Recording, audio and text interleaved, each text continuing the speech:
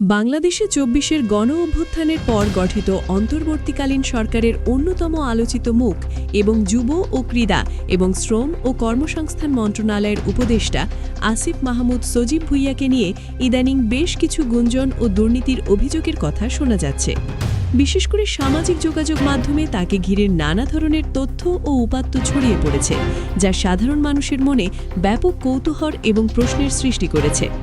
একজন ছাত্র প্রতিনিধি থেকে সরাসরি সরকারের নীতি নির্ধারণী পর্যায়ে আসার পর মাত্র কয়েক মাসের ব্যবধানে কেন তার বিরুদ্ধে এমন অভিযোগ উঠছে এবং এই অভিযোগগুলোর ভিত্তি কতটুকু তা নিয়ে আজকের এই বিস্তারিত বিশ্লেষণ। প্রথমেই যে বিষয়টি সবচেয়ে বেশি আলোচনায় এসেছে তা হল আসিফ মাহমুদের জীবনযাত্রার পরিবর্তন।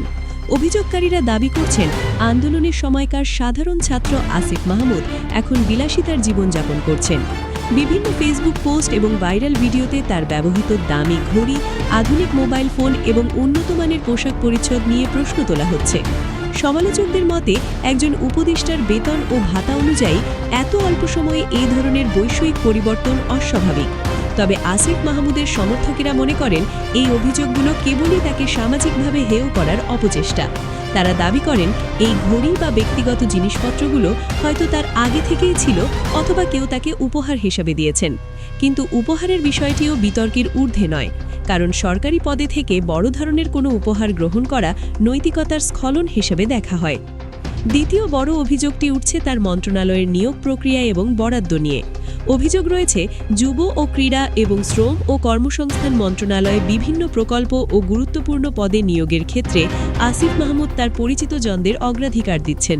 বিশেষ করে তার ছাত্র জীবনের পরিচিত বন্ধু-বান্ধব বা সমন্বয়কদের বিভিন্ন সরকারি সুযোগ সুবিধা পাইয়ে দেওয়ার একটি প্রবণতা লক্ষ্য করা যাচ্ছে বলে অনেকে দাবি করেন। এই বিষয়টিকে স্বজনপ্রীতি হিসেবে অভিহিত করছেন অনেকে। কোনো কোনো মহলের অভিযোগ, বিভিন্ন স্পোর্টস কমপ্লেক্স বা স্টেডিয়ামের সংস্কার কাজের টেন্ডার প্রক্রিয়ায় অদৃশ্য প্রভাব খাটানো হচ্ছে। যদিও এখন পর্যন্ত এই ধরনের কোনো অভিযোগের সরাসরি দাপ্তরিক প্রমাণ সামনে আসেনি, তবুও গুঞ্জন থামছে না। তৃতীয়ত, আসিফ মাহমুদের বিরুদ্ধে আরেকটি অভিযোগ হল আন্দোলনের তহবিলের অপব্যবহার। গণ অভ্যুত্থানের সময় সাধারণ মানুষের কাছ থেকে যে বিশাল পরিমাণ অনুদান বা ফান্ড সংগ্রহ করা হয়েছিল, তার একটি বড় অংশ আসিফ মাহমুদ ও তার ঘনিষ্ঠরা ব্যক্তিগত কাজে ব্যবহার করেছেন বলে অভিযোগ উঠেছে। সামাজিক যোগাযোগ মাধ্যমে কিছু রসিদ এবং ট্রানজ্যাকশন হিস্ট্রি শেয়ার করে দাবি করা হচ্ছে যে এই অর্থের কোনো স্বচ্ছ হিসাব জনগণের সামনে উপস্থাপন করা হয়নি। যদিও ছাত্র আন্দোলনের পক্ষ থেকে বারবার অডিট রিপোর্ট দেওয়ার কথা বলা হয়েছে, কিন্তু পূর্ণাঙ্গ এবং স্বচ্ছ হিসাবের অভাবই এই দুর্নীতির অভিযোগকে উস্কে দিচ্ছে। চতুর্থ গুরুত্বপূর্ণ পয়েন্টটি হল ব্যবসায়িক সিন্ডিকেটের সাথে গোপন আঁতাত।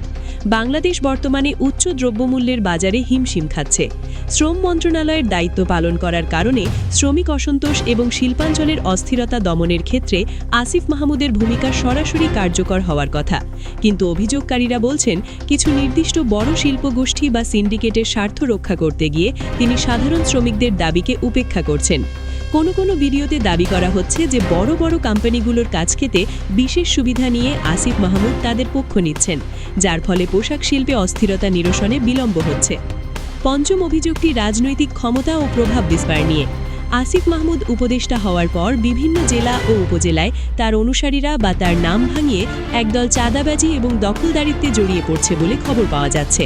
যদিও আসিফ মাহমুদ নিজে একাধিকবার হুঁশিয়ারি দিয়েছেন যে তার নাম ব্যবহার করে কেউ দুর্নীতি করলে ব্যবস্থা নেওয়া হবে, কিন্তু মাঠ পর্যায়ে তার নির্দেশ কতটুকু বাস্তবায়িত হচ্ছে তা নিয়ে জনমনে সংশয় রয়েছে। এই বিষয়টিকে তার প্রশাসনিক ব্যর্থতা এবং পরোক্ষভাবে দুর্নীতির প্রশ্রয় হিসেবে দেখছেন রাজনৈতিক বিশ্লেষকদের একাংশ। এই সকল অভিযোগের বিপরীতে আসিফ মাহমুদ ও সরকারের পক্ষ থেকে বরাবরই বলা হচ্ছে যে একটি গোষ্ঠী উদ্দেশ্যমূলকভাবে এই গুজবগুলো ছড়াচ্ছে। তাদের মতে, যারা আগের সরকারের সুবিধাভোগী ছিল এবং যারা বর্তমানে সরকারের সংস্কার কাজে বাধা দিতে চায়, তারাই এই আইটি সেল ব্যবহার করে আসিফ মাহমুদের বিরুদ্ধে অপপ্রচার চালাচ্ছে।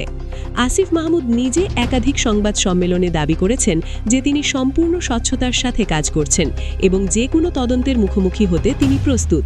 তিনি চ্যালেঞ্জ ছুড়ে দিয়ে বলেছেন যে কেউ যদি তার 1 টাকার দুর্নীতির প্রমাণ দিতে পারে, তবে তিনি পদত্যাগ করবেন।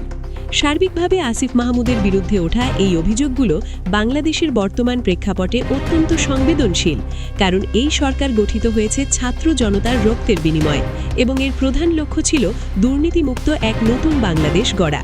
সেই আন্দোলনের অগ্রভাগে থাকা একজন নেতার বিরুদ্ধে যখন দুর্নীতির আঙুল ওঠে তখন তা জনগণের আস্থায় বড় ধরনের ফাটল ধরা।